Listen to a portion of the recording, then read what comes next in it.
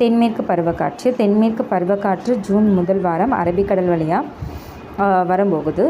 கேரளா, கர்நாடகா, கோவா, மகாராஷ்டிரா பகுதிகளுக்கு மழையை கொடுக்குது. மேற்கு தொடர்ச்சி மலை மலை தடுப்பு மலையாக உருவாகி மேற்கு தொடர்ச்சி மலை அதாவது தென்மேற்கு பருவக்காற்றுக்கு செங்குத்தாக இருக்கிறனால மலை தடுப்பு மலையாக உருவாகுது.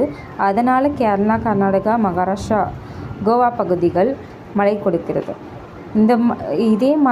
இதே தென்மேற்கு பருவக்காற்று ஆரவழி மலைத்தொடருக்கு போகும்போது ஆரவழி மலைத்தொடரும் தென்மேற்கு பருவக்காற்றும் இணையாக இருக்கிறனால ராஜஸ்தான் போன்ற பகுதிகளுக்கு செல்லும்போது மழை முற்றிலுமாக தடுக்கப்படுது.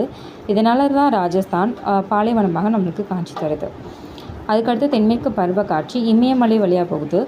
இமயமலையால் மழை தடுக்கப்பட்டு பஞ்சாப், ஹரியானா, உத்தரப்பிரதேஷ், பீகாரில்